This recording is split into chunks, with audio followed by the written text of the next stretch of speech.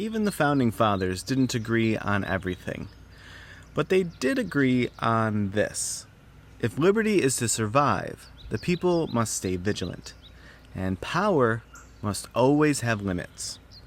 Over the past 48 hours or so, 5 major-ish stories have broken that touch the very nerves of our constitutional system. Let's break them down through the eyes of the founders, as best I can. First, NPR and 3 public radio stations just filed a lawsuit against the Trump administration because of an executive order cutting all federal funding to NPR and PBS. They're arguing that this isn't just a budget cut, it's political retaliation. And that, they say, violates the First Amendment. Now here's the constitutional backbone. The First Amendment protects freedom of speech and of the press, not as a footnote, but as the first priority in the Bill of Rights. James Madison, who helped draft it, to put it mildly, warned that a free press was essential to keeping government accountable. So when funding is pulled because of a critical report or critical reporting, it raises serious constitutional questions. Second, former Harvard President Drew Gilpin Faust, if I'm saying that right, didn't mince words this week when she warned that American democracy is teetering. Her concerns are the erosion of the rule of law, executive overreach, and a growing disregard for constitutional norms. The founders were explicit about this. In Federalist 51, Madison wrote, "Ambition must be made to counteract ambition." They designed a system of checks and balances, so no one person, no matter how powerful, could dominate the others.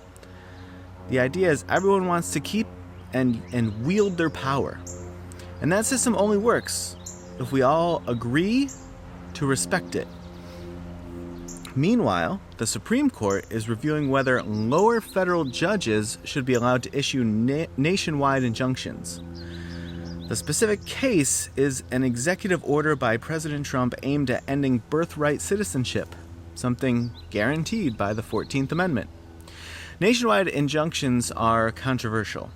Critics say they let one judge block laws for the whole country. Supporters argue they're often the only check on unconstitutional executive action. Now ask yourself, what would the founders think? They didn't design a king. They designed a system where laws could be challenged, where no one, especially not the president, was above the Constitution. That whole oath thing. Next up, whatever number we're on, in Texas, the state legislature passed a bill declaring July American Patriotism Month. It encourages residents to honor the Founding Fathers, military veterans, and civil rights leaders. On the surface, that sounds simple, maybe even noble. But in 2025, patriotism isn't a neutral word. Because the real question is, what kind of patriotism are we celebrating? To the founders, patriotism wasn't blind allegiance. George Washington warned against the spirit of party. Jefferson said dissent was essential to democracy. Patriotism, they believed, meant defending the Constitution, if anyone reads it anymore, not just waving the flag, which is much, much easier. And on Memorial Day, Americans reflected on Abraham Lincoln's Gettysburg Address, spoken during the nation's bloodiest test of unity. He said, "We are a nation conceived in liberty and dedicated to the proposition that all men are created equal." That principle didn't start with Lincoln. It started with the Declaration of Independence. And it lives on in the Constitution. When we forget those words or let them become political props, we risk losing the very thing generations fought to protect. These headlines don't just feel like news, they feel like warnings. Our founders were far from perfect. There's a lot of evidence to back that up.